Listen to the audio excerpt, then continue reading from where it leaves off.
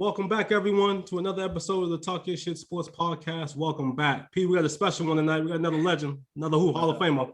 Hall of Famer, man. Oh, man. Thank you guys so much for tuning in. You already know what it is, the Talk Your Shit Sports Podcast, where we leverage our love for sport while highlighting the journeys of current and former athletes, coaches, and trainers. I want everyone right now to go follow us on IG at the Talk Your Shit Sports Podcast IG page. Follow us on Facebook, Talk Your Shit Sports Podcast. Subscribe to our YouTube channel, the Talk Your Shit Sports Podcast YouTube channel. Wherever you listen to your podcast, Anchor, Spotify, Apple Podcasts. Come and rock with us. But without further ado, P, we got another one, man. We in our bag. Another one. We in our bag. So I want to bring to the stage, just gracing us all the way from Houston, Texas. A hoop legend, volleyball and basketball, multi-sport superstar. I want to introduce her. Houston born, Texas bred, volleyball and basketball legend, 2006 volleyball SWAC champion, 2007 SWAC player of the year, inducted into the 2016 Prairie A&M University Hall of Fame. Tamika Newman, welcome to the podcast. Stand up. H-Town. Hey y'all, thanks for having me. I'm excited to talk with you guys tonight. Awesome. Thank you so much for tuning in, everyone. And we're going to go ahead and get right to it. P, what you got? Yeah, Tamika, before you became a Hall of Famer, before you put in all that work, I want you to describe to our viewers and listeners where you grew up at and how your sports journey started. All right. So I'm from Houston. I am one of 5 kids born to my mother. Grew up, my grandparents raised me in a church school environment. That was our life. I was introduced to sports with the development of the WNBA. So just kind of, I think it used to come on a local channel back then on Sundays, the games. Tuned into a game one day and was mesmerized at just how talented the women were. I hadn't fully understood that. I just wasn't aware that women play sports for a living. I wanted to be a lawyer up to this point. Oh, wow. And so I was amazed at their athleticism, that it was their job, and decided I want to be in the WNBA, and just fell in love with basketball. Went to the park every day. We had a blacktop court in our neighborhood. All of the best hoopers in Houston would come hoop, and just milled around, too shy to play. I know it's tough getting on those courts. Oh yeah. Wait. Yeah, you had to be a baller. And then if there's one, really you can't play if there's just one girl. You got to bring somebody with you. And then after about 5 or 6 games, when everybody's tired, they'll be like, "Hey y'all, everybody, both teams pick up a girl." Right. So that's why it was hard. And then you get on and give them that work. Yeah, and then you get on, and then I just try to guard like the slowest dude, and just embarrass. and really try to embarrass them. Seriously, that's how I gained them. That's ill. She picked her target. Was like, that's it right there. That's him right there. He's getting his work. Yeah, and he just busts his butt the whole game, and dudes are just no games. Yeah. So my brothers hated it. They were quiet. They hated my presence there because dudes would crack jokes. They were just mortified because they were shy.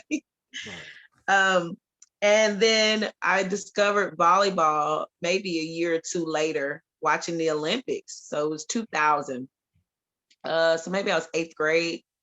Discovered volleyball again. I had 4 Black girls on the national team, which still is a record, I believe, on the actual Olympic team.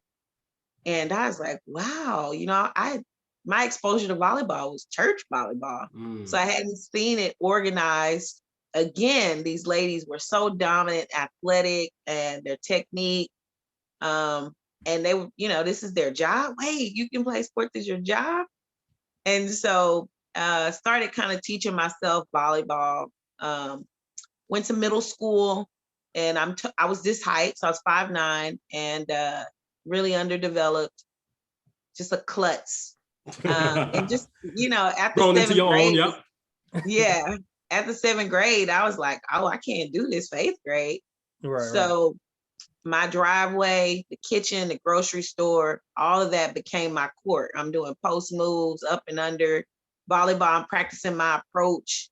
I'm doing block jumps on the wall. And so grinding. You right. really get into it. Skills on both sports. Right. Yeah. Nice little program going on.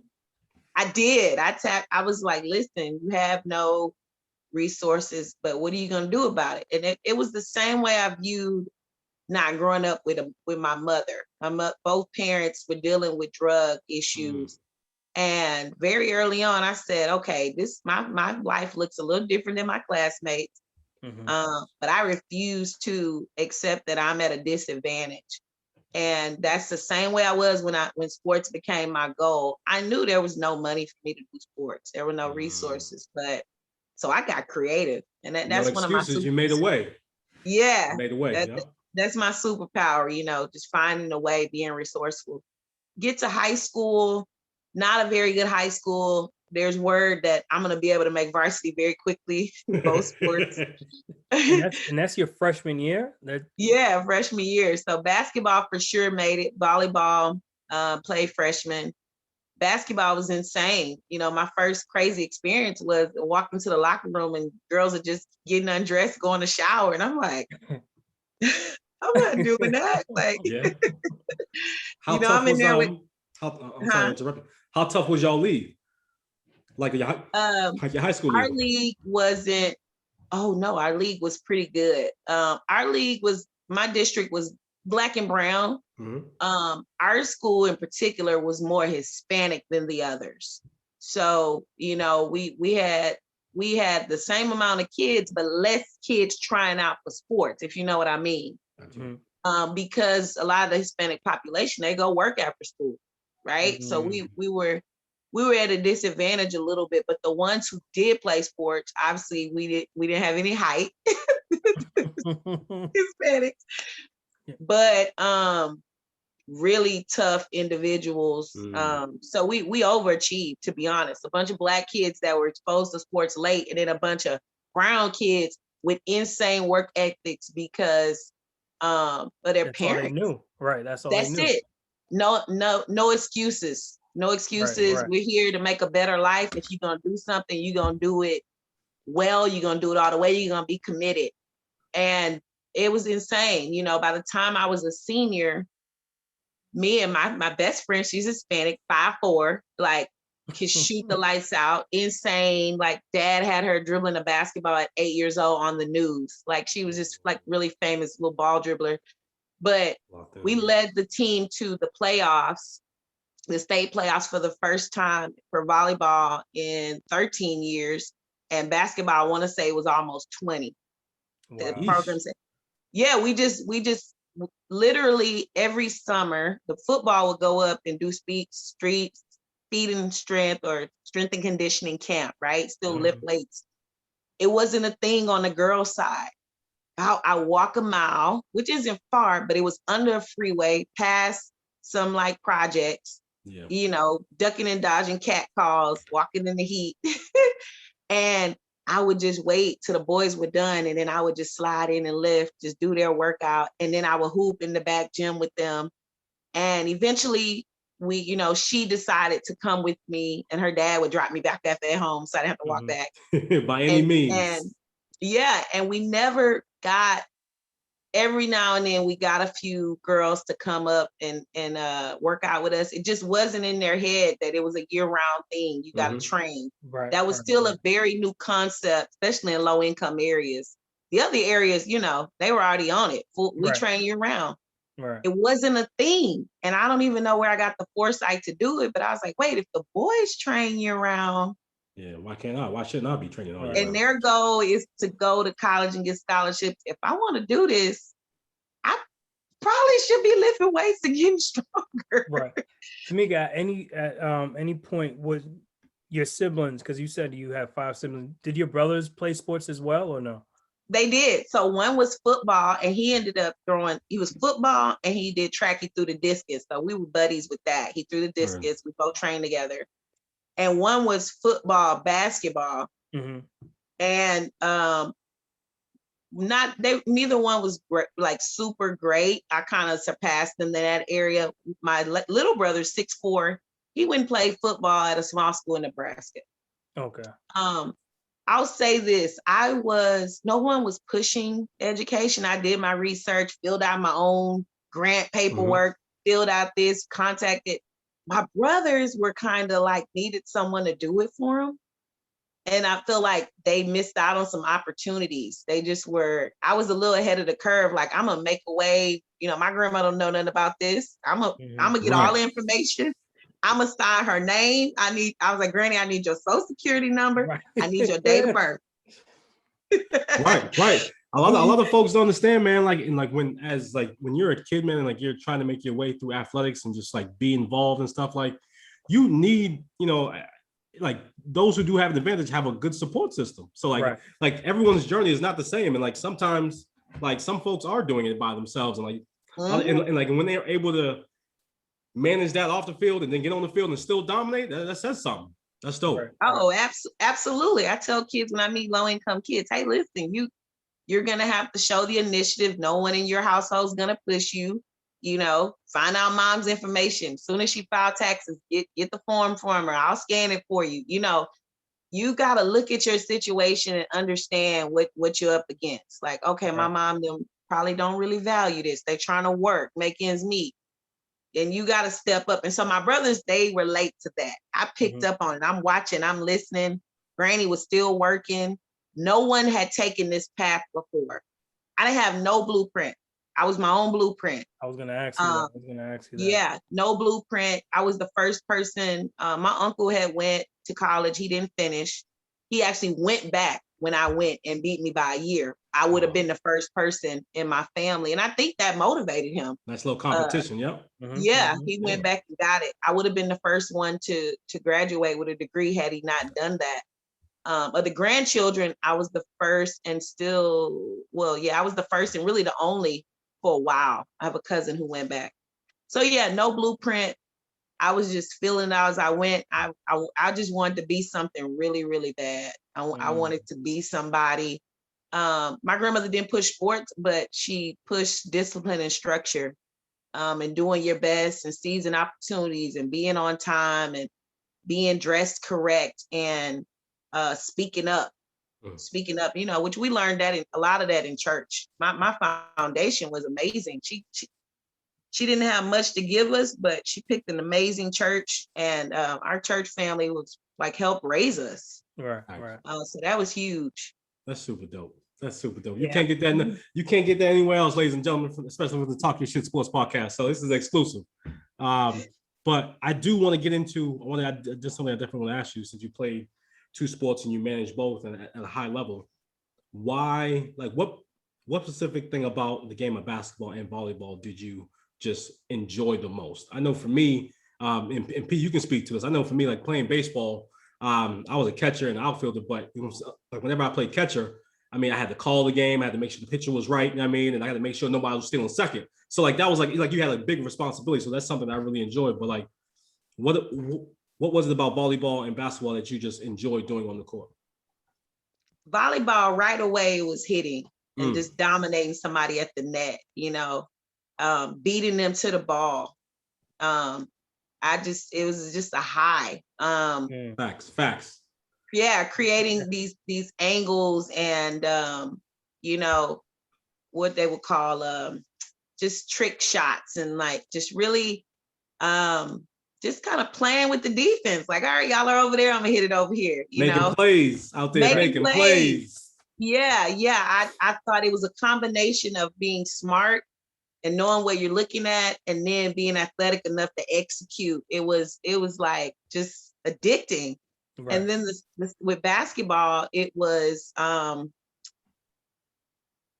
just working together with a group to accomplish a goal, the communicating piece, getting on one accord, you know, kind of leading the charge on that communication and just running, giving directions, which I was bossy, you know, as a kid. My brothers were like, "You're not my mom." Leadership, not bossy, leadership. Yeah, it was. Very early, it was leadership. I had those leadership abilities.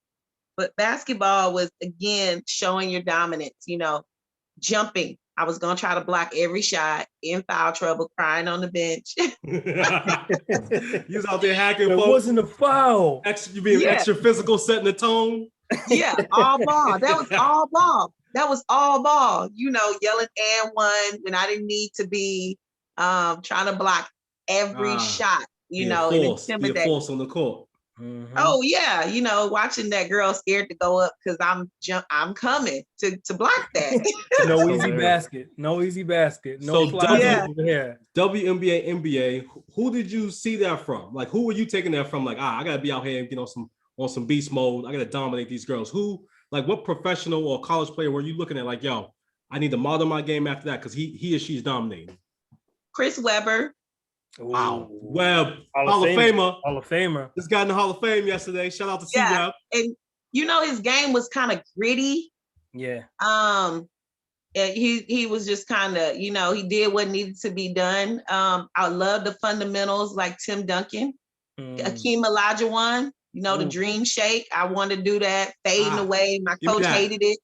She like, you know, go in for the contact, like, and the up and under.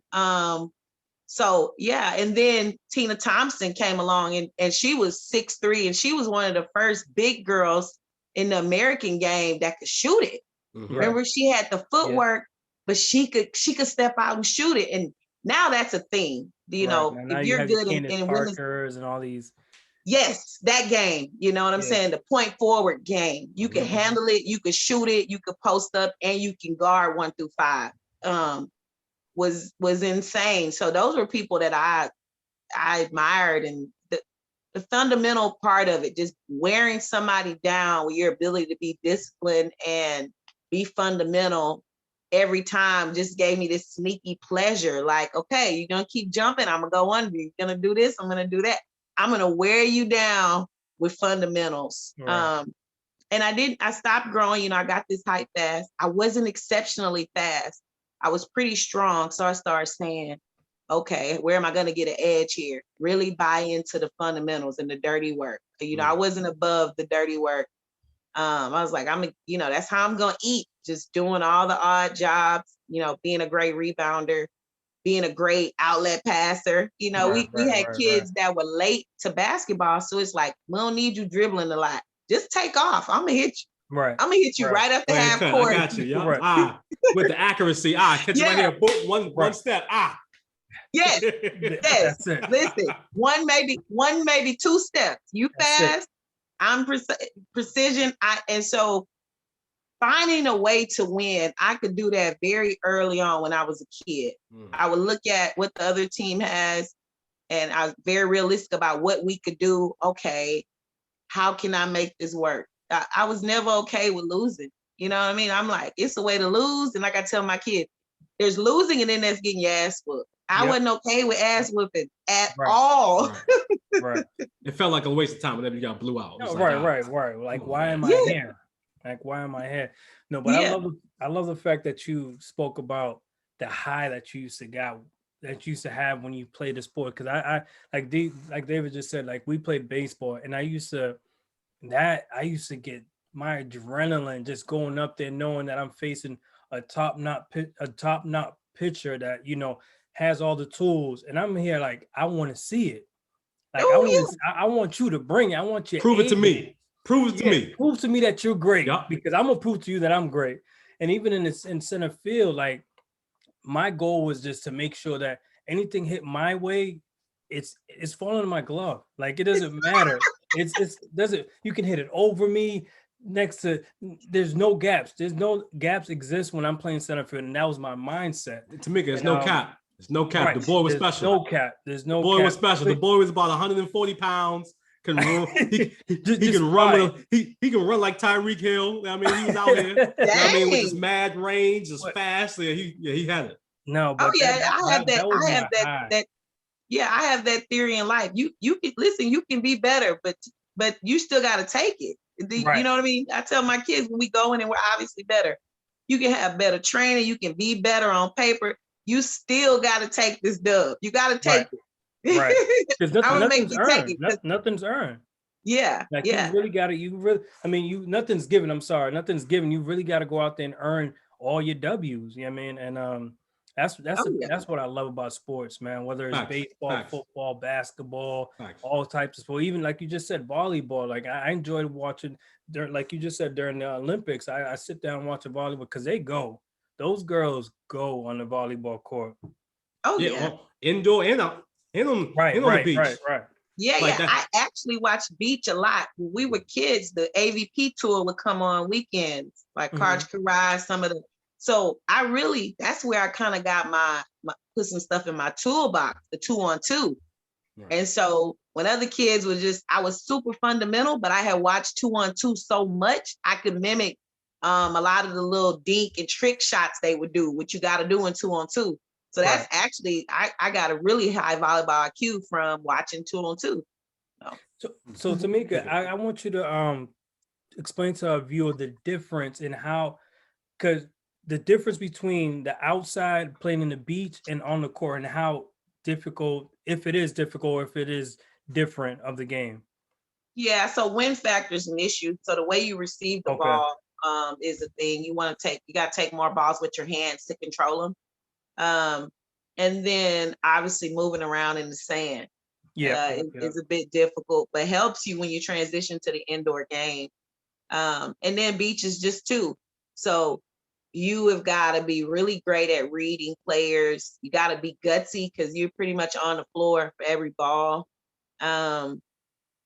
What else you have to be in the beach game? You gotta be tough. Like you gotta be in Yeah. shape. You gotta be tough. You gotta be in shape. You know what I mean? Because yeah. I remember running on the beach. That sand work is no joke. Man, you be tired. What? You be tired. Man. It's wicked out there on that sand. It'll be hot. Yeah. Yeah. But the kids that do well in the sand, it's like cheating when you get them on the hardwood. So I'm pretty sure it's when you're on the hardwood, you're just dominating because you're obviously you're faster. You are. And you're reading, reacting is light years above others because you've only been playing with two people.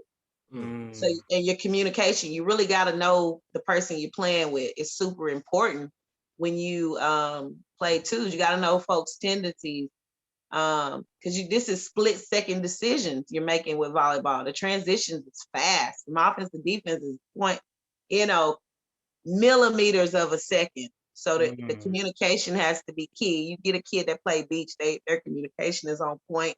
They can see everything unfolding before it happens. So that's fire. That's lit.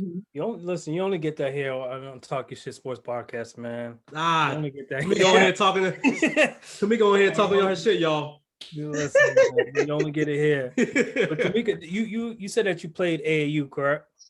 I did.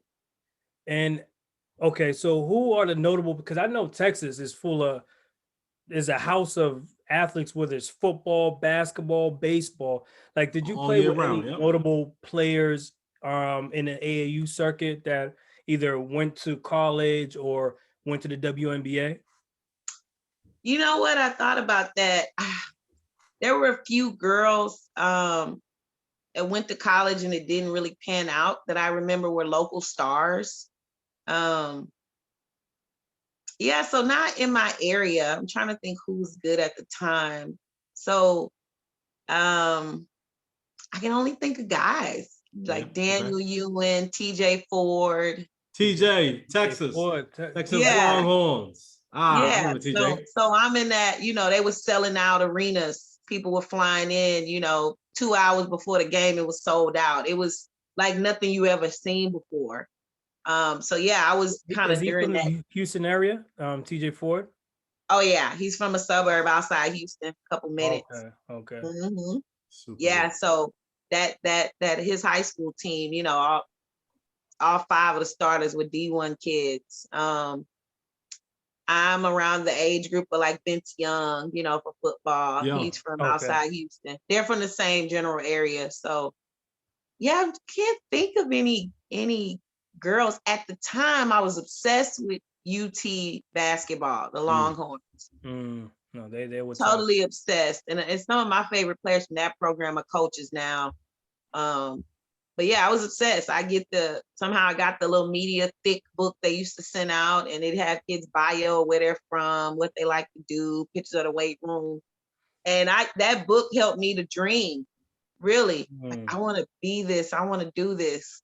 So I was a big Longhorn fan. Love the burnt orange. UT, my guy Ricky Williams went there. Y'all gotta get that football program back, man. That You football know, program. it's crazy because when you talk about unlimited sports budgets, Texas was the leader in that. They had that unlimited budget way before a lot of these schools, way before Alabama. I mean, they did. They could. You remember they built the giant football field. Yeah, You know, all that oil money, oil and real they estate. led the way, and then the playing field got level, and I don't know Yeah. what happened. I Like just I don't know. feel But like a lot of like you said, the competition kind of caught up and everybody started going elsewhere.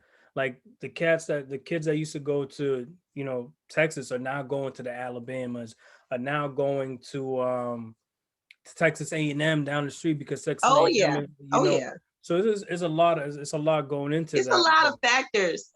You know, right now I'm not a fan. I don't like the way they did Charlie Strong. I Oh don't like no, what they yeah, were. yep. I don't like what they were trying to do to Shaka Smart. Kudos to him. He got out. You Yeah. know, he had a good run in conference, and then he lost a game he shouldn't have lost in the tournament, and he got out. He went back to near where he's from. Mm-hmm. Love Shaka Smart, huge Shaka Smart fan. Listen to a lot of his philosophies, but you don't have to deal with constant scrutiny and criticism in the way that they do. They have a donor down there that gives, you know, a couple million, very vocal guy. And you know what? You don't deserve it just to make Right. good money. I don't think I'm not for coaches dealing with that anymore. So Right. he got out of there and I'm happy and I don't really fool with the Longhorns anymore. Yeah. Marquette, Shaka Smart's at Marquette right now. Marquette, Yeah. okay, wow. Back at Marquette. Yeah. So And I talk think about I'm with you too, Tamika. When the way they did Charlie, like I think that was because I was a Longhorn fan after that Vince Young run and that, you know, that great, I think to me was probably one of the best championship game in a long time that I've watched. And I'm a huge Miami, you know, Canes fan. So, you the know, Oh, U, the the U. U after they had their run, and then, you know, when My cousin was Texas there went on with the that run U. against UFC, it was an amazing. That's probably one of the best college games that I've seen. And oh, absolutely. You know, I worked with Bubba McDowell. He's you remember him? Bubba McDees. Probably. I mean, Bubba's probably 50 years old. Played at the U, then played for the Oilers. But yeah, I work with him. He works with me. So Oh, yes, really? Wow. yeah, he's from Florida. Crazy stories about the youth. Yeah. Wow, Oh, that's ill. I can only imagine. I can only imagine. Okay, so so tell us about your junior and senior year, like when you felt like you were playing really well. When did you ever feel like at your best, like this is the best I'm playing this game in terms of basketball and volleyball? And then I didn't. how did you approach like your recruiting process? So I did not know about recruiting. At the time you made a video, a VHS, you sent it to somebody. I had very limited knowledge. I knew I was playing AU that was supposed to get you exposure. Didn't see a lot of coaches at some of our tournaments, but just stuck with it. Did not know at the time about kind of reaching out on your own. Really was just like, I'm doing my part. I hope the adults don't fail me. I was believing that. I was getting very worried. You know, I wasn't getting any attention. I was working hard. I had been playing in the wrong position, right? I'm the tallest at my school. I was a post. I should have been a guard. I started realizing that. And so started working on, you know, getting a 3-point shot and also inspired by Team Thompson. And so I was worried, but I didn't stop, but I was worried. Because I just didn't know. Again, I was in my own blueprint. I was like, what does this look like? And I didn't go to a school that was producing a lot of great girl athletes. So just didn't know the process, kept working. Senior year, we played a high school volleyball game and a coach that used to coach at Prairie in the 90s, she was actually a track star here and started the volleyball program. She had went to middle school. She was coaching middle school. She wanted to make more money and have more time with her kids. Sees me, calls the then head coach, hey, this kid can play here. And called me, the coach called me And I'm like, yeah, you know, I would be interested. We talk about a visit. Get to the spring, nothing happens with that. Get to the spring and plan. You're on mute, T.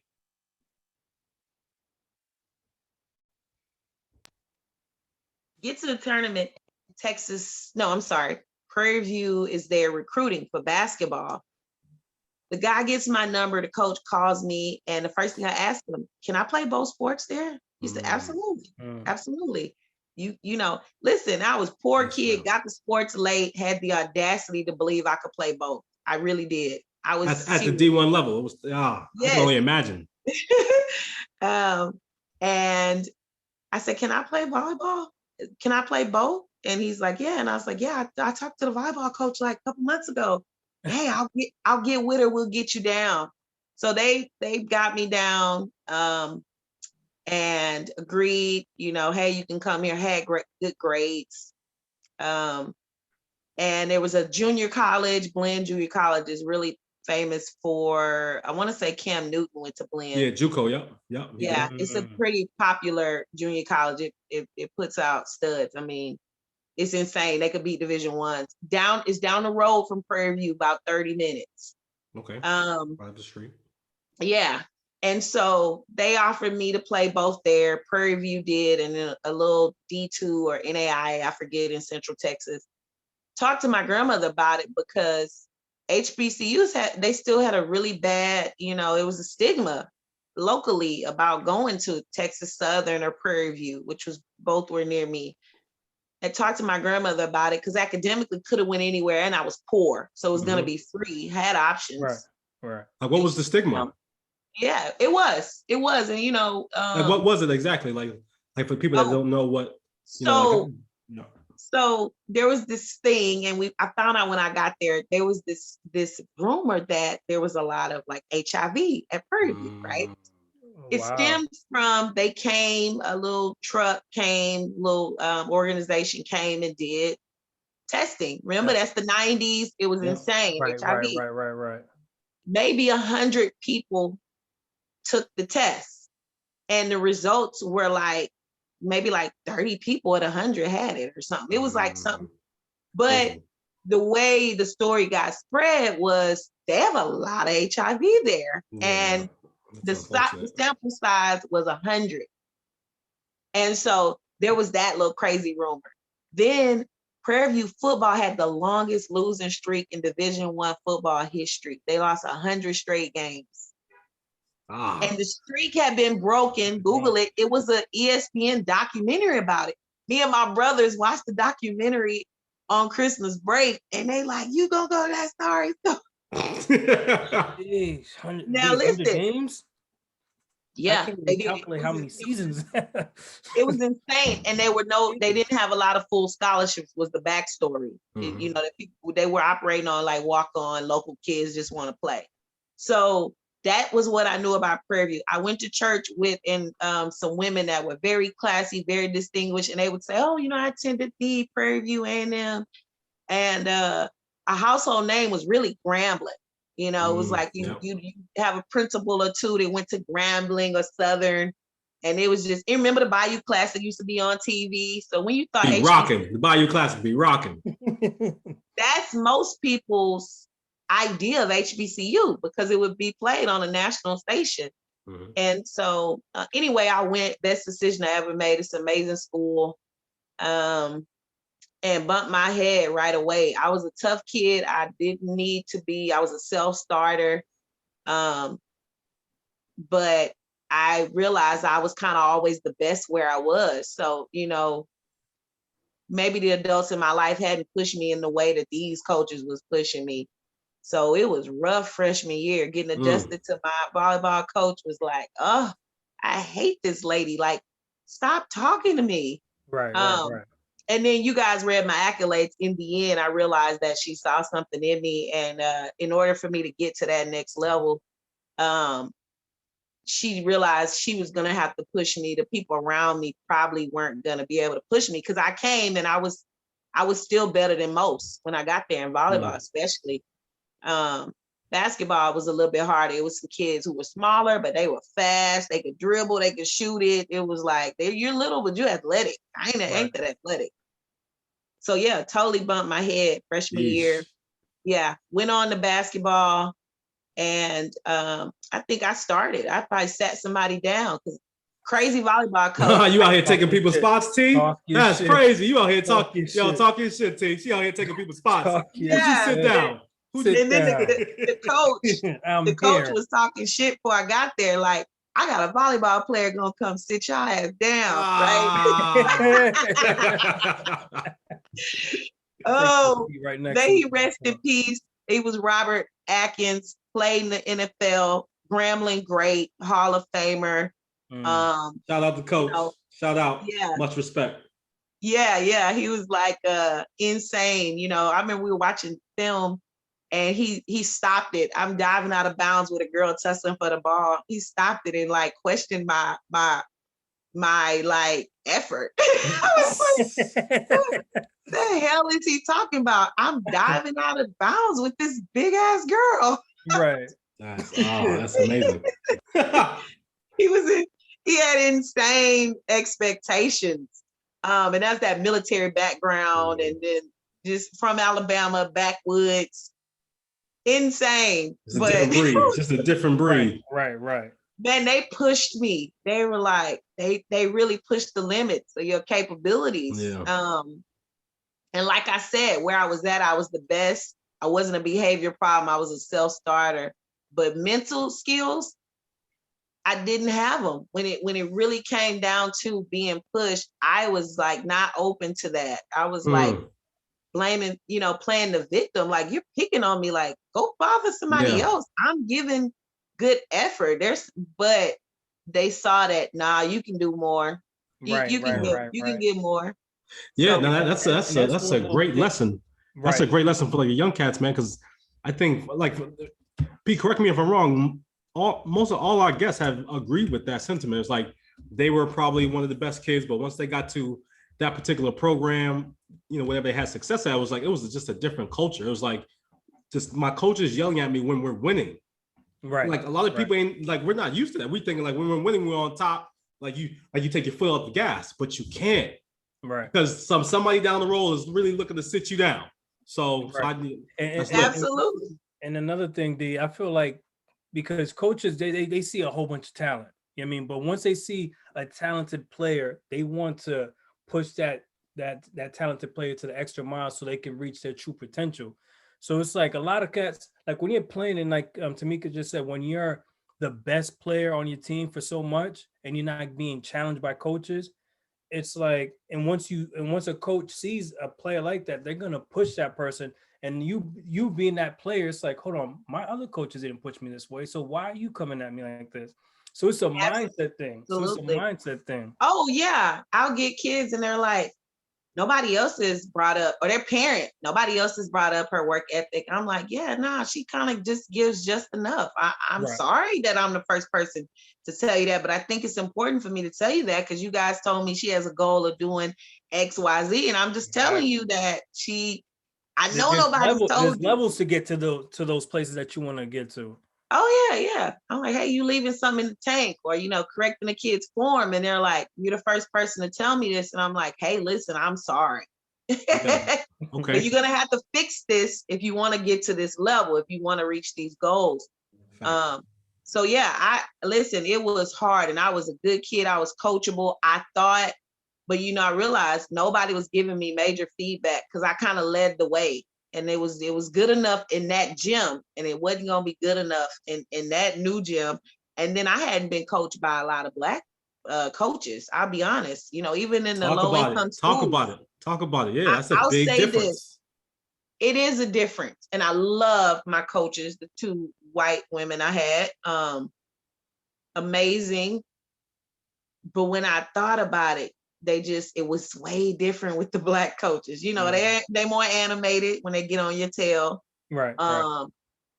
You gonna give 100% effort every time. They're gonna let you know in front of everybody. They're gonna call you out. No excuses. It was different. It was motherly, fatherly. It was I love you, but because I love you, I'm about to get in your ass every day. Right. I Right. don't care. Every day. I'm gonna Right. bring this up. And then the white coaches, I think some white coaches that coach in Black areas just kind of Exactly. manage Black kids. Just kind Exactly. of whatever you show up with, they don't develop it. And I watched this in high school and I was pissed because the good jobs mostly were like white basketball coaches. And I watched kids not be developed. You just relied on their athleticism and that's all. You know, how you go 4 years on a team, you develop no offensive weapons. Right. Listen, who can't coach up defense, right? Get them in Right. shape, yell at them, have a sub ready for them if their ass don't go 110%. It's, but I watched them kind of accept Yeah.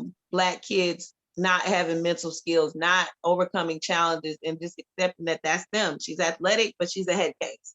No, no, no, no. You got to develop that. She won't be able to make it at the next level. She won't be able to make the jump. And I got real serious about that. And you know what? Kids hated it. Mm. I got, I had those high standards that my coaches had for me. And it was kids who had the trainers, started at 5 years old with a ball in their hand. And they're like, I get to ninth grade and I've been all everything I'm predicted to be, whatever. This amazing high school kid, you lucky to have me. And you telling me I gotta fix my form. You telling me when the pressure goes on, my kid doesn't perform. I couldn't tell them nothing. Right. Right. Right. And Right. I'm like, just couldn't even coach them up. So I'm big on development. I didn't want to be that coach that the next coach says, dang, nobody corrected this. Ah, Mhm. yeah, yeah. Nobody, It reflects badly yeah. on you. Right. I Facts. felt very strongly about it. And we had talked about this. I was a Black volleyball coach in my HBCU volleyball program, not Texas, not A&M, not the random Black girl that goes to University of Houston or Rice. Played Black volleyball. And you're trying to come back in suburbs of Houston and coach volleyball. Just manage my kid. Just manage egos. Just put the Mm. lineups together. Don't be trying to change nothing. You don't know nothing. And so I got a lot of flack about that. Kids and Mm. parents just flat out weren't interested in my expertise when it came to making their kid great. And that's unfortunate because in most cases, the kids that really fought that, they've been to 2 or 3 colleges, right? Been in the portal. It's always the coach or lost the love of the game. I don't want to do it because they Right. got there and didn't play because Right. you weren't as good as you thought. It almost never worked out for kids that were like that. And that was for both races, Mm. any race. The kids that weren't receptive to some of the things I was trying to get them to change, it didn't work out at the next level for them. It Ah. just didn't. So to go back, like for the kids that it didn't work for, but obviously, I mean, it worked for you. That hard, I mean, that type of culture, not the high expectations, the standard. When did you start to like accept it? Like, okay, if we're gonna go chase a championship, if I'm gonna lead the way, I gotta buy in. And you end up winning a championship and player of the year. So like tell us, when did you like, okay, Ooh. I'm gonna buy in? And when you did buy in, like, were you like almost like an ambassador, like a player coach, like, hey, like this is the standard, this is how we're rocking, let's go. Right. Right. Yeah, so I'm stubborn. And so, I had this crazy feeling that she was gonna adjust to me. Hey, listen, she gonna adjust to me. I'm good. These girls ain't that good. And that didn't happen because that Black woman wasn't doing that. Oh, But for those who don't know, I'm sorry to cut you off, but for those who don't know, let the people know who you played for. Oh yeah. oh, Yeah. Yeah. You know what I mean? Yeah. the 4-time WNBA champion, raised the roof, Coop, Naismith Hall of Hall Famer, of Famer. Hall of Famer. international, was an amazing international player for 10 years before the WNBA even started. She was already, Icon. she was already mid to late 30s when the league started. She had been a pro for a really long time. So I played, she came my sophomore year for basketball. She came my sophomore year, and that's the last year that I played. But my volleyball coach, probably junior year. So number one, conditioning, I wasn't prepared for the conditioning piece. So I realized that made the freshman jump really hard. Didn't have a car in the summers. I felt like I was too old to go up to the high school. That was stupid. Now that I think about it, I should have kept going. I really did. I was like, you're done. What do you look like training up there? Didn't train, just kind of jogged the neighborhood, came in really out of shape. So that summer I stayed on the campus and I went to summer school, dealt with the Texas heat. So like 103 degrees, it gets in Prairie View. It gets hot down there. Yeah, in July and August. So you literally go to class in the morning and then nobody comes back out till like 8 o'clock at night. Get down there. I have my little football boyfriend. So we working out together. I just said, hey, I gotta get this thing. I gotta get my school in order because I went there and had like a 2.3. I was one of the smarter kids in my class. Graduated number 50 out of like 700 kids. I was smart, but I had no idea how to advocate, tell the professor I'm going on the road. And I got off the bus from 3 months of volleyball, got right back on the bus with basketball because we traveled by bus. We traveled the Chitlin circuit, Louisiana, Alabama, a little Arkansas, Mississippi, and back. Mm-hmm. And grades was suffering, didn't know how to speak up, did not have the skills to do that. It was just overwhelming and tired. That 8 o'clock seemed like it was at 6 a.m. when you've been playing basketball and sleeping on that bus. So fixed my grades, got in insane shape. Sophomore year, I lost my grandfather the summer before sophomore year. My grandmother had been married to him for 40 years. She was dealing with a lot of depression. She was my best, we best buddies. So she was dealing with that. It was really bothering me. I got an injury in volleyball, got into basketball with Cynthia Cooper, high expectations. I'm coming in with a bootleg ankle, trying to tape it. It's still swelling. We didn't hit it off because it's like, I hooped a little in the summer. She saw me and was like, yeah, you gonna move to guard. I'm like, I don't really got guard skills. I could guard guards. Right. But I'll just say this, being a multi-sport athlete was amazing. It served me well. I always recommend it for kids, especially kids who won't have access to AAU or club volleyball.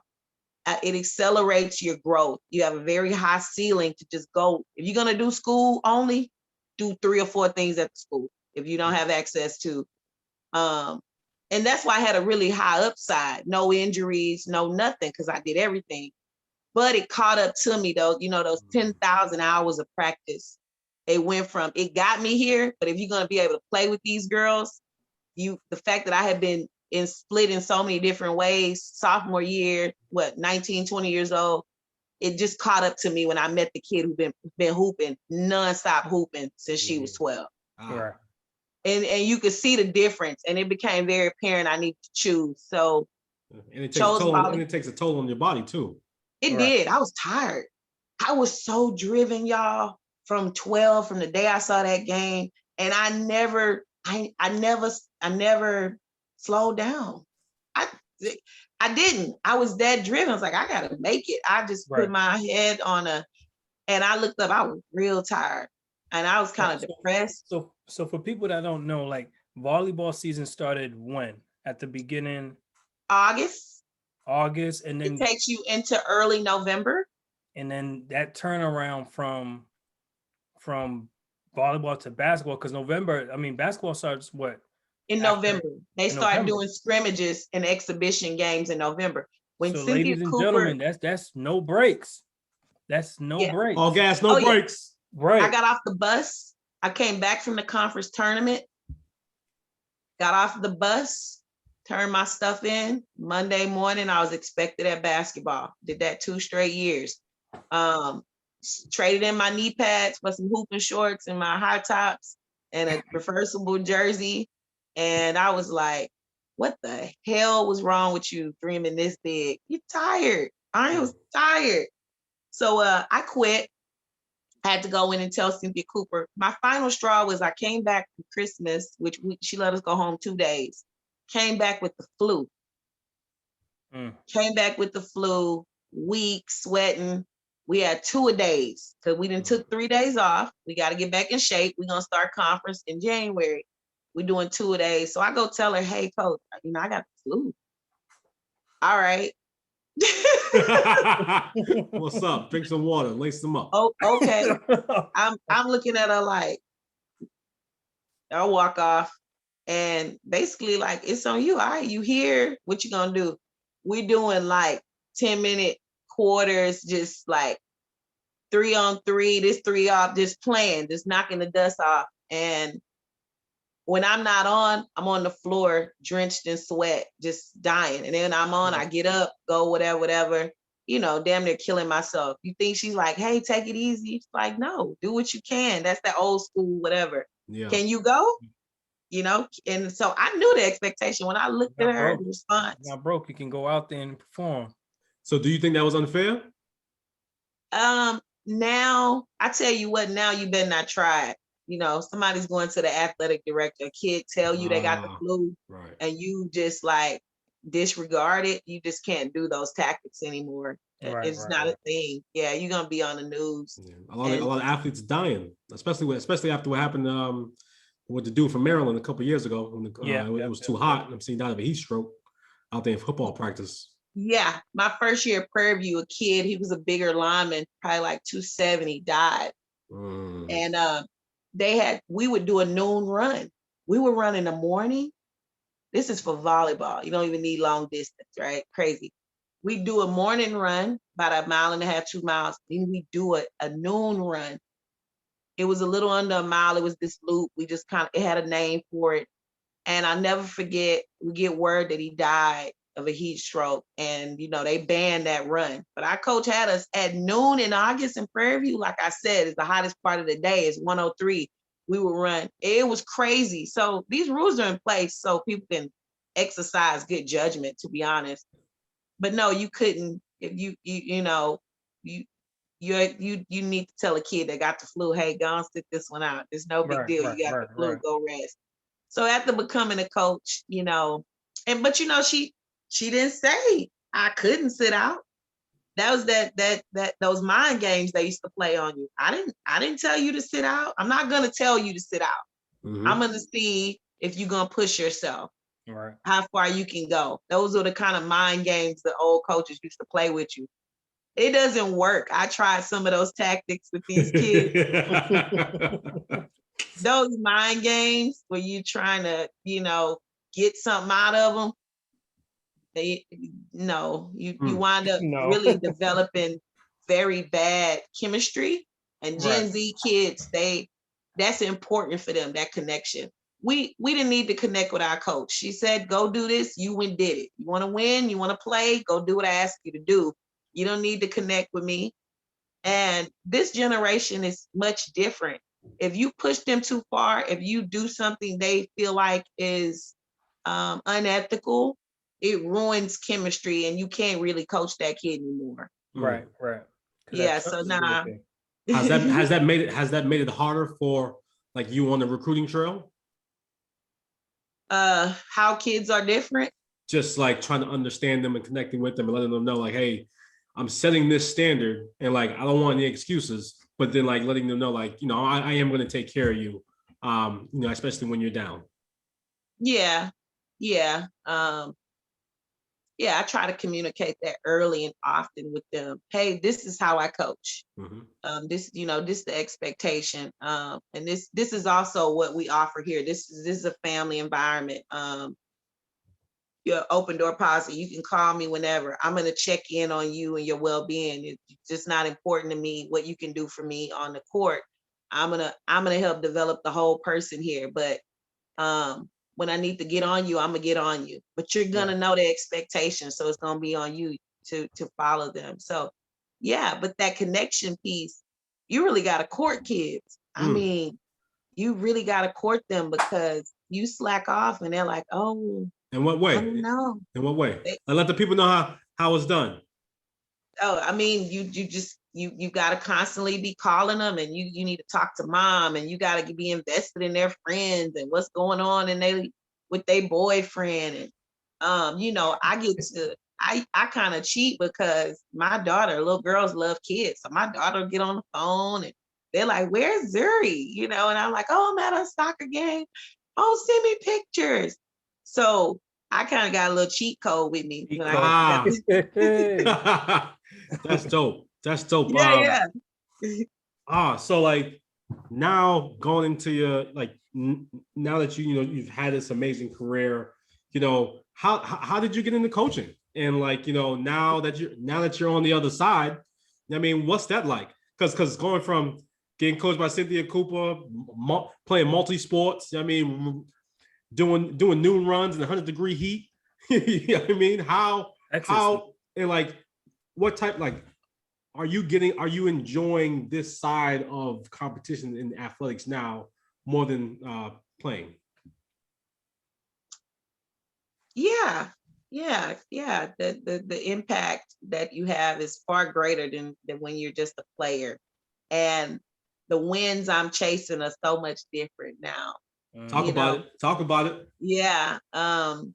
So it's super duper rewarding. It's frustrating. I mean, you know what? I said, God, how in the world? I didn't want to be a coach. I wanted to be a sports reporter. You had to have a communication degree. I said, Lord, why would you put it on my heart to be a coach and you face nothing but scrutiny? Everybody can do your job better than you. You just flat out hurt some days. You know, it's hurtful. You know, kids do hurtful things, parents do hurtful things. You feel very unappreciated. Why would you put this on? Who signs up for this? I ask God that all the time. But when I was in graduate school, I worked at a charter school, coaching a volleyball team back in the neighborhood, and took a kid home. And it was very apparent that the kid had no running water, no electricity, and decided on my way home that I wanted to stand in the gap for kids like that. And so finished my MBA. There were no jobs. This was the recession. And got into alternative teaching certification. Started coaching club volleyball first. Thought that was pretty neat, pretty cool. And I liked it. I was getting great results. I think I'm a natural teacher, so I really knew how to build stuff and teach it in several different ways. And so I was like, okay, I'm gonna try this coaching thing. Start as a JV coach, coaching 3 sports. I'm a gym rat. I was a gym rat as a coach. I never wanted to leave. Did basketball, volleyball, went out to track. So very attractive, coaches. It was easy to get that first job. You want to do all 3? Perfect. You sure you want to do 4? Easy job. In a small country town, and that was the best experience of my life. Kids were used to getting up at 5, feeding the animals on the farm. Their parents were shift workers at like the local refineries. Yeah. It was near a refinery area. They had great work ethic. It was yes, ma'am, no, ma'am. And we'll run through a wall for you. And it was there that I had some racial issues. I was a volleyball coach. There weren't many Black volleyball coaches outside of the inner city. And I remember a coach didn't shake my hand. It had not even dawned on me. Nothing racial had happened. And she did it 2 times in a row, once at their place, once back at my place. And my head coach was a white guy. And I just kind of brought it up. And he just, more so embarrassed, just kind of shot it down. He's like, oh, coach, she must have just got busy. She didn't walk over here and shake your hand. And he knew, he knew, and decided just like that, after I had coached a little travel ball, had coached that, did really well, I'm going to be a head coach. Yeah. You don't want to shake my hand now. Wait till I become a head coach. Yeah. What's up? You going to see me at half court. Mm-hmm. Yeah. Did 7 interviews in and around Houston, did an interview near Austin, Texas. And that race thing came back up. The first 3 people called me back and said, hey, you were great. You were impressive. We loved you. Can you come coach basketball and track here? And I'm like, the first person, I said, the first guy is like the football coach. That's who you interview with down here. You know, they like AD/coach. I said, no, sir, I'm good. Thank you. The second one comes. I'm like, wait, this is a pattern. Get really, really hurt. Wait a minute. They're saying I'm not capable of doing this. And after that, I just got mad and kept plugging away, working on my interviewing skills, and eventually got something. And the racial issues showed back up. And sometimes it was very discreet ways, sometimes very overt. It was just very clear that a lot of people didn't believe a volleyball coach, Black, number one, HBCU, just knew the game. It's too technical. Go coach basketball, go coach track. Wow. And fought that for a while and really internalized that. It had a chip on my shoulder, y'all. I was born with a chip on my shoulder, and it intensified after that interview process. Right. And I took on a lot of pressure trying to prove to them that I could do it at a high level. And I did. I think I pumped out 12 kids in 5 years that went to D1, D2. We were loaded, but every year was frustrating. Every year, that impact I was chasing from why I wanted to get into it, I wasn't feeling like I was impacting anything. The parents were pitting kids against each other. The kids were still very jealous of one another. And I had to say the correct thing in the newspaper. And I had to be any sign that I was pushing somebody more than the next girl was a meeting. And don't make sure you don't cuss, and make sure you're the first coach here and the last coach to leave. And I worked the whole summer. I ran the weight room and eventually ran a summer league for 5 years there, and really almost ran myself in the ground. Right. Really was big on professional development. Even if I had to spend my own money, I would go to the volleyball national championship, which had a coaching clinic the whole week before the championship, really for college and international coaches. But I wanted to be the best high school coach I could be, so I went to the clinic. Lit. Dedicated to the craft. Right. Yeah, gotta go get it. And you weren't gonna get to college and not be good. And they say, "Who was your high school coach?" Right. So she said, "What's it gonna be me?" Not me, not the Black coach from the HBCU background. It wasn't until I had my daughter that I put things into perspective that, number one, I was killing myself. And if I wanted to coach, I needed to redefine coaching. Number two, I needed to focus more on personal development versus professional. I didn't need another drill, but I didn't need another drill, but I did need to learn more about myself. I need to develop emotional intelligence. I needed some of those mental skills that I teach right now to coaches and players. I needed to invest real time in developing those. I read leadership books. I watched the great leaders. I'm a huge Nick Saban fan. I study coaches. Nick Saban, John Wooden, Gina absolutely. Oriana, Vivian Stringer. Yep. Oh, all the greats, coach, male, female, it didn't matter the sport. I was all in, and had really developed anxiety. Pat Summit. Absolutely. The GOAT. Had really developed anxiety, opening my email. And if you talk to anybody that does youth sports in high schools in suburban areas, especially in Texas, where it's like pretty much it's like JUCO or it's insane. And I was in one of those kind of school districts. Really had developed anxiety before I opened my email. If we played the night before and somebody didn't play where they thought they should play, or you're going to have a nasty email calling you everything but your name. These parents had a lot of say-so. They were on the booster club. They donated the money. People aren't making that up. I lived that life.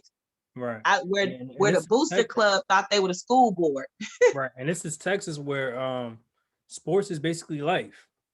It's life. I mean, I don't know if our viewers watch Friday Night Lights. Like, I feel like that's like a highlight of what Texas sports is like. Oh yeah, my first high school was like Friday Night Lights. The whole town shuts down. The business owners, everybody's at the football game. The cowbell. The I love that though. The Y'all, I culture. love. Yeah. Oh yeah, I loved it. I'm an insane sports fan. Um, and so yeah, it was insane. And I realized that um, the sacrificing, it put things into perspective that, wait, you willing to get anxiety, miss time with your kid for this? Nah, no. And coached high school 2 or 3 more years after that job, got another one, chasing winning, love winning. I was Wow. like, okay, whatever. I don't know what I'm doing, but I win a lot. Right. Right. I left after 30-8 season. I said, F y'all and this 38. stress. Um, and I went and got another job, chasing winning. I said, you know what? I'm gonna coach a few more years. This team had went to the state tournament a few years before that. I'm a coach a few more years. I'm gonna roll it in the administration. And went there and probably had the most overt racist issue. Had to put a protective order on a parent. Wow. Yeah, the school police had to start going to our games, standing near the thing. It just started with a letter, and it was a letter saying I had a very low IQ. Anybody check her IQ or do some other stuff? And it was filled with hatred. The It was, audacity. The audacity is yeah, crazy. and it was You're on mute, T.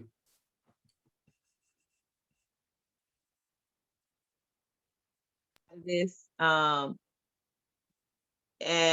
whatever it is, I'm just I'm gonna push through and deal with it. Decided to get out of education. Oh, I was also nearly attacked by a special education student that year. Um, that was crazy. She just wasn't on her meds. And I was like, okay, I'm out. I'm gonna start my own Yeesh. business. Mhm. And Yeah. I'm going to go back and help. It bothered me that Black and brown schools didn't have quality training for volleyball. They just kind of threw a team out there. So I said, I'm gonna do camps in Black and brown areas, quality camps. Because by now I had been coaching 10 years and I felt like I knew a lot about volleyball. My philosophy was solid. I had a way that I taught things. It was proven. I took that method everywhere I went and it was proven. And he was Like, winning. God, it takes you 10 years to be an expert, of intentional work. I Mhm. developed a little drill book and I started talking to different coaches would call me, especially Black women that came up behind me. They were like, call me about drills or just how you train this, how you train that. And I was like, what would I even do with this stuff? And so started my own business, Green Grind Athletics, targeted minority athletes and coaches. Did camps in and around Houston. They were a huge hit. I did them probably at 50% of what most people charge to do them. The colleges would usually do them. Made it dirt cheap. If you had a kid that couldn't afford it, I don't care. Just bring the kid. I Right. went to the schools, provided the equipment, did quality training. And the coaches, they loved it. They loved it, and so great response from that.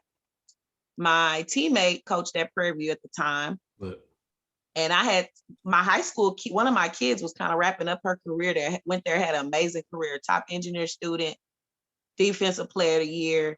I had another kid on her way there. The assistant position opened up and I took the position while I helped build my business. So I'm in my second year there. nice. And we came in and it was great to become the assistant. I had grown a little bit. Switching to that role allowed me to see how you think you're showing up and how you're showing up. What you believe you are, what you want from the kids, and what you're really communicating to them. But where that goes wrong, I got a chance to really sit back and watch kids and how they receive feedback, and was able to give some feedback. Hey, you know what? I think this is what you're probably trying to do, but this is how they're receiving it. This is what's going on. And I knew my friend, 10 years, I was able to be a liaison and really go to a kid and say, hey, well, this is how coach is and this is what she's wanting. And I was able to go to her and say, you know what? Because I just dealt with it. 18-year-old kids. So I helped onboard our freshmen because I understand the mind of an 18, 17-year-old kid. Right. And I could see where kids weren't making the jump. And it was perfect that we had the relationship that I could say something that I saw immediately, that she had help, and I had come from running a high school program, that I had the teaching background. I've been working with kids. What else? I brought some of my same philosophies and said, hey, let's try this. It was amazing. We made it to the championship that year and lost. But had a really historic season. Same with this year. This was our first year beating a Division I PWI in the school history in volleyball. Who'd you guys beat? Incarnate Word. It's a private school out of San Antonio, Texas. Word. Shout out to y'all for making history. Yeah, we just, trying to get our kids to understand. They put on their tights the same way we do. The game, you got to go execute. You have more control than you think. I was able to do a lot of mental skills stuff. I was able to really do some intentional work with mental skills. I saw some kids. We had a couple of JUCO kids, and coaches I got this kid, and we got it here, and we didn't get nothing. I said, okay. So you saw her, and she was good. She got here, she's not making a jump. It was 2 or 3 kids, and they became my project. They had an amazing senior year. We figured out why they weren't. Most of it was mental, why they couldn't make the jump. Mm-hmm. And we weren't seeing what we saw when we recruited them. So that's I just kind of saw a need and was like, here's where I'm going. She didn't even have to ask me to do it. And I just kind of had that ability, okay, I'm here. This is what's going on. Here's a gap. Here's a gap. Here's a gap. Just kind of fill that gap. So yeah, that's lit. Where coaching has taken me. So back in my alma mater. You only get that here, man. It was just, Tamika she dived in, man. There's so much. I wanna before you jump in there, I just wanna go back and ask you, because these are things that I as you can watch sports movies like the Jackie Robinson, how he had to deal with racism and all that stuff. And my question to you is, because obviously these people, Jackie Robinson's passed away. What was your mental? How did you stay mentally strong during that time? Receiving those letters, having to have so the security at the games and stuff like that. How did you develop that mental toughness? And I want you to tap into that and let the viewers know, because I'm pretty sure it's not easy going through that, and especially as a woman. It was rough. My brother, I talk about it in my book. My brother read it. He cried because he said, why didn't you tell me? Just how bad it was. But prayer, prayer. I get it in, hey, you need to meet with us about this, or get an email. My mom would give me a scripture to read before I go in there. I had some verses that just, I had them ready to recite, and a prayer ready to recite. And I didn't want anybody to see me sweat. That was the worst thing for me. I needed to appear unaffected by it. Right. I had to, for the kids, the parents, they had the burden of really wanting to represent the race. It was a lot of pressure because I had to keep it professional, because you're already under scrutiny.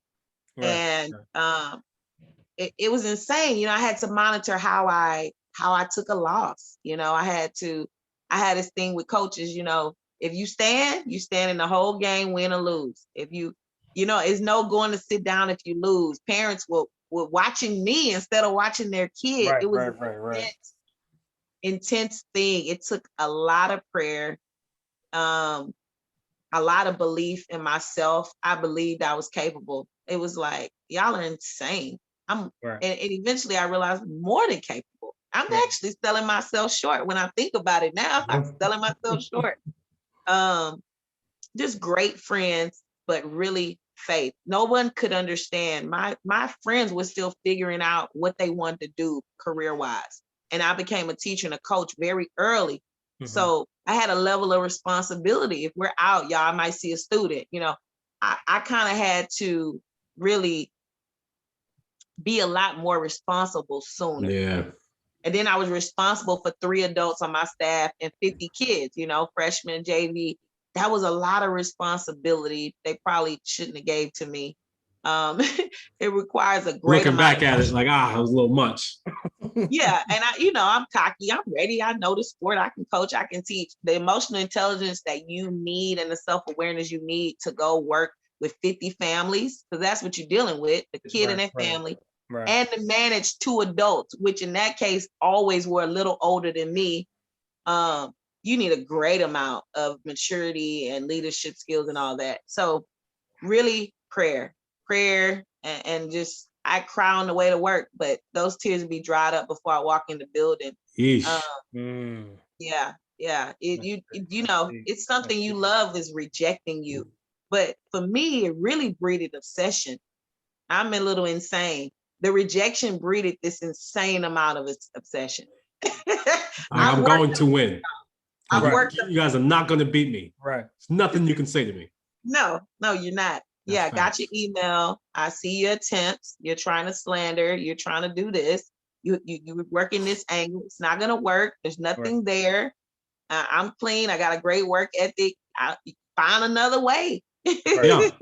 Yeah. Oh, that's super dope. As a queen, I'm going to sit here and fix my crown. Absolutely. So and then it became a game. It just became a game. Oh, you tried it. I'm still here. Oh, you tried it. And then eventually that became tiring. That catches up to you. There's no way to live. Mm-hmm. Thanks. So T, man, like you have up to this point, you got an amazing journey, and it's going to keep going. But right now, something that we always want to do is we want to, whatever you're doing now, we want to make sure that you plug it and let folks know where to find you. So you created a curriculum for coaches. I mean, now you're giving back to them. What do you want to tell them, and where can they find you? Like, where can they come get this curriculum and come get this work? They can reach on how to become a better coach. Yeah. Yeah, they can reach out to me at tamikanewman.com. I have some ebooks and things that I sell there. I created a 5-step practice plan. I actually just went on what's rated the #1 volleyball podcast right now, talked about this framework I created 5 years ago. And it's a practice framework that mimics a game. I did some research and just got really creative, and I used it to help my kids who couldn't transfer a great practice to the game. So just went and explained that, and got a lot of those resources are on there. They can email me about the program. The program is called A Coach Redefined. And so I've been big on redefining. My book was Grateful and Greedy, Challenging and Redefining What It Means to Win in Life. And it plays on me seeing my life through a lens of gratitude, but it talks about where that can cause blind spots in your life because you're so grateful. I'm grateful to be here. This is way better than everybody in my neighborhood. I made it. Let me just deal with it. I'm a teacher. I'm a coach. They don't want me here, but I'm grateful to just have a job. This is more money than I've made in my life. This is more than I would have predicted for myself, which causes blind spots, just being grateful. So I talk about being greedy in this next phase of my life, which is just being grateful for what you have, but not settling, always wanting more, which is how I got any other success that I have. I always wanted more. Staying hungry. Yeah. And then I became obsessed with winning. So I talk about the ills of that. Staying in the business a little longer, taking some jobs that I knew wouldn't be a great fit because of the lure of winning. I want to go win a few more games. And, when you come from a low income environment, there's not a lot of winning, and you start winning, you want to win. I want to win. I love achievement. It's one of my things I value. Absolutely. Yeah. You talking my language, T. So, but you need to redefine winning, right? And then going back to my course, if I want coaches to stay in coaching, and I do because I have a little brown girl that's going to play sports one day, and I want her to be coached by brown women, Black women, women of color. then coaches have got to change the script. You don't have to do this thing the way it's been previously done, which we know there's high divorce rate, health issues, people are overweight. I went through that phase. You know, you're overeating, getting home late, stress, just grab fast food. Just what it does to you mentally. So my coaching program has a framework of personal development, professional development, and likewise for coaching, player development, player personal development over athletic development. And so really forcing coaches to understand that you need to define what it is winning for you. You want to be a coach. When we look back on your career, how will you know you have won? You know, getting back in touch with your why. And then there's some leadership pieces to it, creating a leadership culture, coaching Gen Z, right? I got a unit on there, trauma-informed coaching, healing and building skills.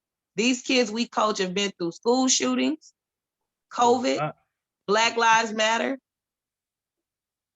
We should be coaching these kids different. Right. They don't like surprises. Everything in their life's uncertain. So you can't play mind games with these kids like coaches used to play with us. Oh, I'm not going to give you all the info. I'm going to tell you what you need to know. No, these kids need to know, where are we going? What's the vision? Who do I need to become for us to get there? And then lastly, what's in it for me? Right. These kids want to know, you telling me I need to sacrifice, work hard, be a team player, put the team over myself, push myself physically through pain. What's in it for me? Right. And a coach needs to be able to communicate that to a kid, what's in it for you. And what's in it for them is everything. Right. Everything's in it for them. And that's a whole nother story. But I'm helping coaches refine their mission, be able to communicate their mission and vision, not some statement with big words you don't mean. No, what is your vision for this school? What is the vision for your life? And everything's intertwined. When I ask coaches their goals, I'm asking you your goals for your life, period. You want to have a winning program, you want to increase attendance, you want kids to go to college, all while maintaining a balanced home life. We're going to add that in there. Yeah, nobody else want to talk about that. Right. They don't want to talk about that at professional development, the clinics we sit in. Nobody's saying it's not enough time of the day. Not enough time of the day. Yeah. So people are like, build relationship with kids, invest in kids, stay at the gym late, show up early. Nobody's talking about how you're going to do all of that and raise your own kids so they don't hate you. They're not sitting on the couch telling the therapist how crappy of a parent you were. And, at your funeral, 500 people show up that you coached and think you're amazing because you were there all the time. Yeah. You were like my mother. I want to rewrite the script for that. I know people, their dad was a coach, and you know what? They don't have a great relationship with their dad. You know why? Because dad was raising other people's kids. Right. Because dad believed that's what he needed to do to be a great coach. So we like totally doing away with that script. It doesn't work. And I know it doesn't work. And so I'm just helping coaches. I focus on minority women because we lack vulnerability. So the first piece of it is just really talking to coaches about, I have a free training on my website. One of the tools you need to add to your toolbox, not another drill, is vulnerability. And I talk about how that shows up in coaching, your lack of vulnerability. And for me, my lack of vulnerability didn't allow me to connect to some kids. That chip that I had, I didn't know when to take that thing on and off. And so I missed the chance to really connect with some kids because I was such a hard ass. Right. And just finding a balance of both. And then getting empathy. I was such a hard ass and I can do it. I didn't allow people to have empathy for me. I didn't allow anybody to be an ally. I didn't recognize that when I saw it because of my lack of vulnerability. So I start there with talking about vulnerability with Black coaches, female minority coaches. That's where I start. And then we work our way through. I do resume and portfolio development. We do mock interviews. creating systems is probably my favorite, and that is creating systems in your life, how you do what you do every day. And then we talk doing that in your program. Say like, you know, you have a team, you guys don't shoot free throws well. If I go look at your practice or how y'all do free throws every day, I usually can find out why y'all don't shoot free throws well in the game. So I can figure it out. I know why. Coaches, you do it at the end of practice. Coaches go get on their phone and fraternize. Y'all don't stat it. You know what I'm saying? Kids playing around with it. So that's the sports specific side of looking at your system. And I can do that with any sport. I can go point to the issue. And then there's your personal side of a coach. You know, oh, I want to read more books, but I don't have time. Hey man, you in the car, how long on your way to work? Oh, 40 minutes. Hey, let's do audio book. So helping coaches create systems for balance is a unit that I thought was very, very important. And it's one of my favorite things. The course is dope. I'm going to tell you, there's nothing like it out there. It took me about 6 months to create it. I use a platform called Kajabi where I house it. It's a mixture of videos, reflective assignments. We meet once a week. You can ask questions about it. I bring guests on like college coaches, ADs, mental skills coaches, sports psychologists. It's anybody in my network. The first cohort just ended. We're starting up the second one. I think it's gonna be huge. I do. That's super dope. That's super dope. And it's funny because, you know, as you were talking about that, like immediately I off the top, like a couple of our guests, I was just thinking about, okay, who can I connect her with? Because there are so many folks in our network, in our like athletic, you know, networks that are doing different things at different levels. But, you know, all this is about networking and sharing expertise for the kids.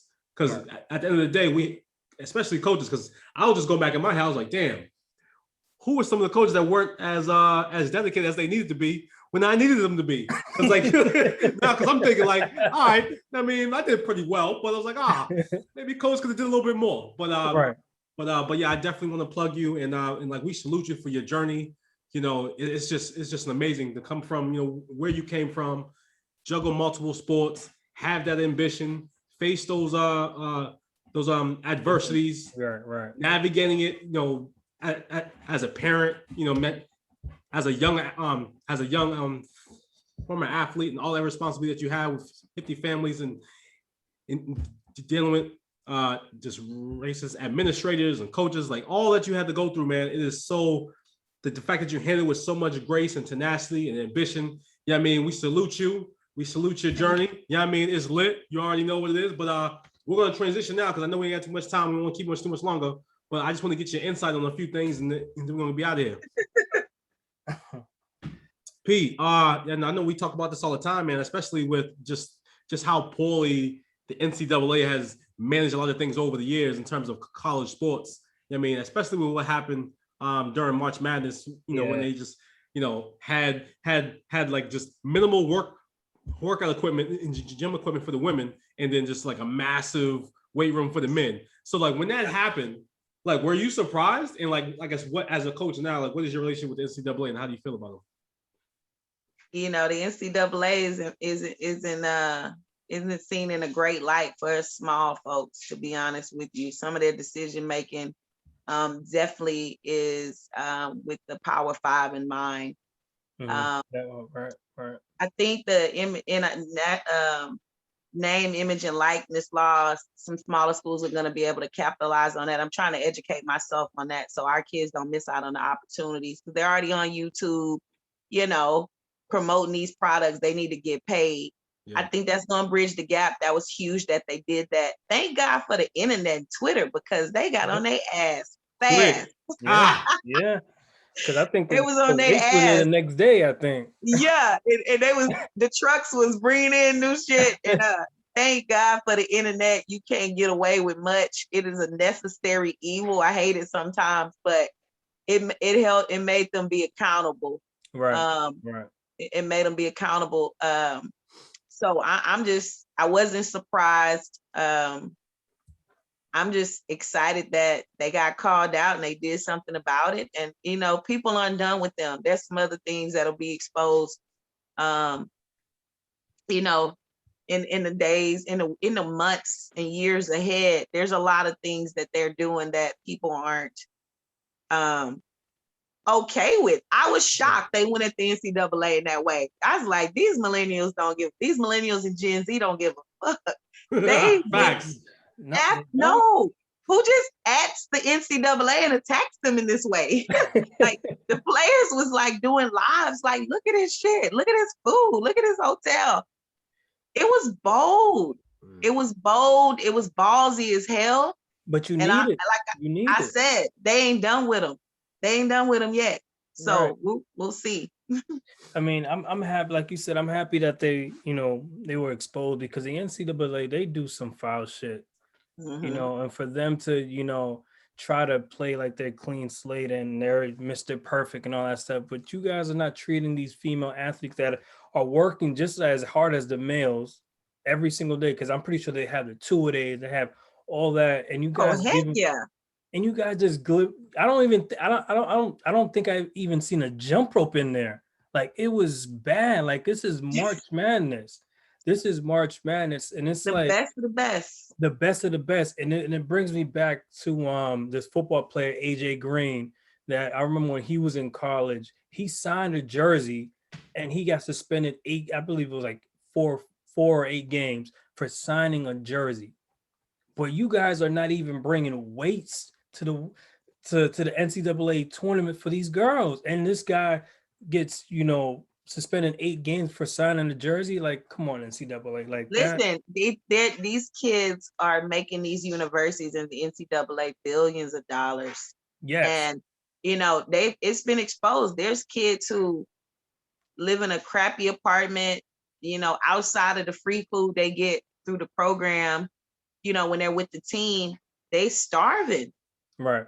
And so, people are starting to highlight that you're making millions and you're essentially poor doing this, Right. Sacrificing your body. So people are wisening up. The awareness is high. I'm excited about that. I am. Super dope. So, I mean, so now there's been a major shift or just a major push for just Black culture now, especially in athletics. Now we have pro athletes coming to coach at HBCUs. I mean, I would love to get your like your opinion on the Deion Sanders, the Eddie Georges. Like, tell us how you feel about it.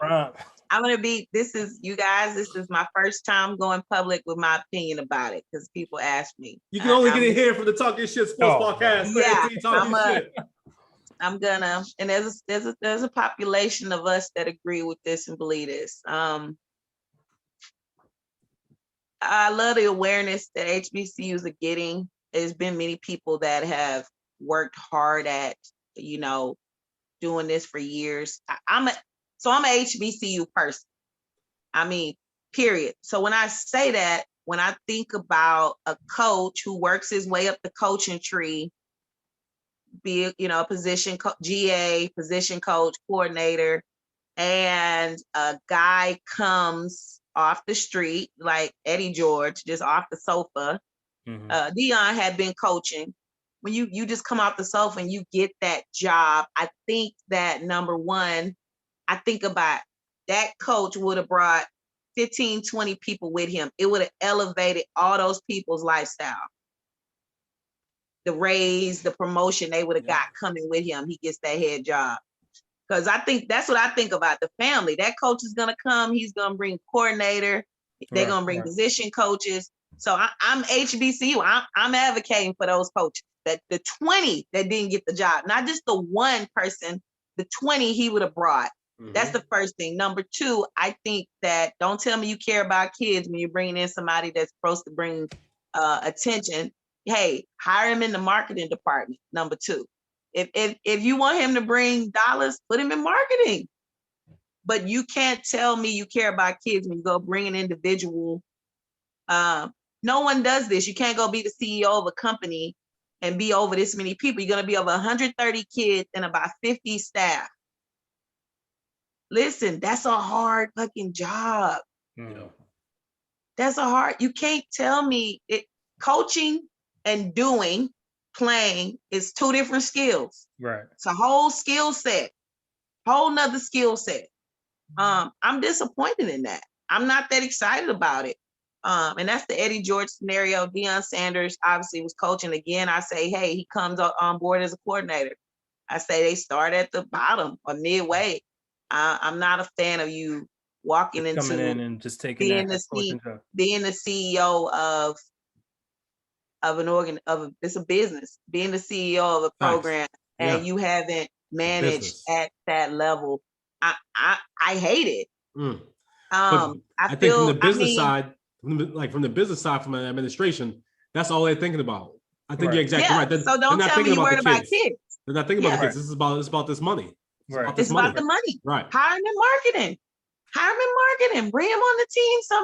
But you can't tell me you're going to pick this cat over a guy that put in 12, 13, 14, sometimes 20 years. Right. These dudes will start at like 23 being a coach, and you ain't ahead till you 45. You done put in the work. You a HBCU lifer. 20, that's 20 families that miss an opportunity to be rewarded for their work. And I'm sorry, my focus is on those 20. Then this money they're talking about, I think is great. They're gonna do, him and FAMU and Jackson are doing this huge bowl game. Huge bowl game is gonna be big. Of course, he's bringing all his sponsors and donors and all his connections with him. It's gonna be probably bigger than it's ever been. Right. I'm excited about that, but not at the expense of that 20 families I'm talking about. I'm sorry. So is That's this just movement going to trickle down to like the other HBCUs that may not have the high profile coaches? How's that happening? They're going to. Every time a job's open now, they're pushing everybody. The rumor mill's going crazy about who's available. Southern just had an opening. Their coach went to Norfolk State. Southern had an opening. People were pushing, hey, who do you think will get it? This guy says he's interested in getting a coach, and cats that ain't coached, right? Played 20 years ago and you ain't coached. How you believe you're gonna go talk to a 19-year-old kid? No. Right. But the thing is, it's gonna take it takes some money to pay them. Some of the HBCUs don't have that kind of money. There's only a select few of us that can really go deep in our pockets. Right. So it won't catch fire like that, because you got to have the money. Right. You know what I'm saying? Do you think some former athletes who went to HBCUs that have had some success will consider not forcing the university to pay them at a premium price? Like, hey, my quota's 3, but I'll take 1.5. Yeah, they'll take less because they'll be able to write in their contracts some different endorsements. And Deion probably has some of those, because I think he talked about he didn't take a really very high salary from Jackson State. Yeah. I think the joke was he said he could do an autograph session and make more. That sounds like Deion. He a different cat. Cat. He's a lot more mouthy than me. I'm more of the coaching. It's about the kids, and he's about the kids. Just see me on the field, see me on the court. I'm probably very conservative in that way. So, I cringe sometimes at some of his statements. I really cringe. I'm like, ugh. Wasn't his son's, he was coaching out there in Texas, right? He did, and he coached at a charter school, Texas and Christian it went south. It went south. So only going in the bed. It went south, and some people brought that up. Hey, this charter school failed. It was a lot of drama, a lot of litigation. It was prime prep. Some of his business partners and him fell out. It was a failed experiment. I even saw a special from an accredited news. They did an interview. A kid's degree wasn't accredited, and so he had enrolled in Texas Southern. Kind of got a call like your high school diploma is like not good. The school you went to is. So it was a lot of mess with that. And then most recently he was at a Christian school, but he's a great dude. I know some folk that work with him. You know, he doesn't really cuss. Really jovial, kind of same every day, not super moody. Yeah. Has great intentions. I think obviously knows football. I just, like I said, I'm thinking about the 20 families. Families. All right. T, thank you so much. I mean, yo, this is lit. So one last thing before we go. I know it's getting late. We gotta get to bed. We gotta get the kids to bed. Who's your GOAT? Who's your greatest athlete of all time? You got the Michael Jordans, the Kobe's, the Deion Sanders, Serena. Okay. Serena Williams. Okay. Shout out to the Queen, Serena. Yep. You know what? LeBron. I'll say this about LeBron. I wasn't a huge fan. Like, I don't have that type of love for stuff. I like good matchups. I'm real analytical. So I'm not. I will say this. I was telling somebody, you know, I'll tolerate no LeBron slander. When it comes to what was predicted that he would do and who he would be, he exceeded it. I agree. He exceeded it. You know, we have those kids, we make those predictions, he'll be this. He exceeded it more than we could have imagined. He is who he said he was. He is who the experts said he was, and more. And then you add in that he's a great family man, a social activist. This guy is a GOAT. He exceeded the expectations. Yeah, he didn't break. No, he literally didn't, and he's done it. Whether we agree with it or not, he's done it at multiple places. He's a man of his word. And I know, you know, Cleveland fans had their issue, but he's a man of his word. He executes. He had a vision and he executed on it. And it was no fluff. He was the real freaking deal. Mm-hmm. He really was. And, you know, he was at the start of the social media craziness. Remember, you know, it was just getting crazy. And it was a lot of hype about this dude. Yeah, he rose to the occasion. Every single time he does. From an 18-year-old, from a 17, 18-year-old, right? Yeah. And so he's had a 17, 18-year career. 17. That's insane. So I'll tolerate no LeBron slander. I hear you on that one. And the crazy thing, I seen a stat, D and Tamika, that he averaged 25 points, I believe, for 17 straight. 17 straight, averaging 25 points. Like 25 points in the NBA, ladies and gentlemen, is not an easy height. It's not one of those, I'm gonna go out there and just score 25. That's 17 years. A lot of people fall off. Like, I'm an Allen Iverson fan, and he even fell off after a while. He wasn't averaging the 30 points and the 40 points. He wasn't having those at LeBron's age. Like, LeBron is what, 36, 35? 36 years old, averaging 25 points. That's crazy. Oh yeah, it's been no drop off, and he'll put the team on his back. I mean, he really does. So I got a lot of respect for the guy, really do. Shout out to Serena, shout out to LBJ. It's lit on the Talking Shit Sports Podcast. All right, T, thank you so much. This was another we salute you. We give you all your flowers. You're a champion, a true champion. You're a leader. You're a mom. You're an entrepreneur. You are out here doing it. Queen. You know what I mean? We salute you. And so before we leave, we always want to leave our listeners with, you know, like an inspirational, something to keep their spirits up, or is just some wisdom to impart. Is there something that you want to leave to like some young volleyball players, some young hoopers, some young coaches? I'll go back to that, having initiative. I love the saying, you know, if it is to be, it's up to me.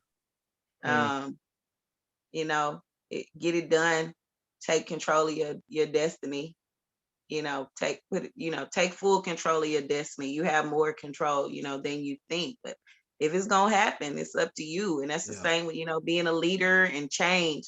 If it's gonna happen, it's gotta be with me. So not anybody else, not waiting. You know, if there's a problem to solve, you the problem solver. So that initiative, and that's the only thing that got me out of the neighborhood. There was kids smarter, faster, stronger, more talented. But I said, if it's gonna happen, I got to make it happen. Right. Facts. Right. What you got, P? That's dope. That's dope. And this is something along the same what Tamika was just saying. I have a quote that says opportunity doesn't happen, you create them. You know what I mean? So it's one of those situations. It's like you got to create your own path. You know what I mean? You have to create your own path. You can't wait for somebody to create it for you. You can't wait for the help or anything like that. You have to create your own path. You know what I mean? So yeah. Yeah, I love Facts. it. T, you said something that's really stuck with me. That's always stuck with me from a few coaches I've had, and just in general, how how I grew up playing sports, man, was just this addiction to winning. Mm. Just like pure, I want to win. I want to win another one. Let's play again. You play 3 games in Uno. Let's play again. Let's play another 10. Yeah. Like you lose. Like I like me and him have played one-on-one probably 1,000 times growing up. Be tired, exhausted. Nah, I'm not going home with an L. Let's run it back. Right. Run it back. Check up. Let's go. We got to play till I win. You got to play me till I win. You got to give me a chance. Facts. And I think that is so important, even nowadays, man. Like we saw it with MJ. We saw it with Kobe. I mean, we're seeing it with LeBron. It's like these guys have reached the pinnacle. No matter what, they still want to win.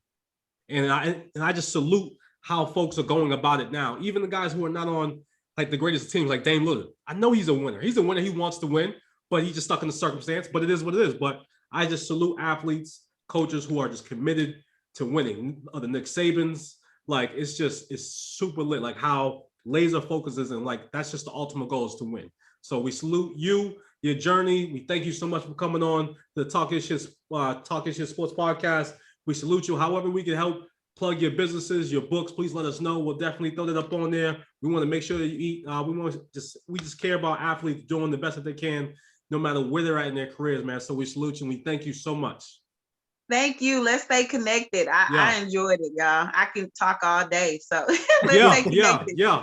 Yeah. All right, ladies and gentlemen, thank you guys for tuning in to Talk Is Shit Sports Podcast. You can find us on Anchor, Spotify, and Apple Podcasts. And don't forget to subscribe to our YouTube channel, the Talk Is Shit Sports Podcast YouTube channel. And that's another one, ladies and gentlemen, and we out.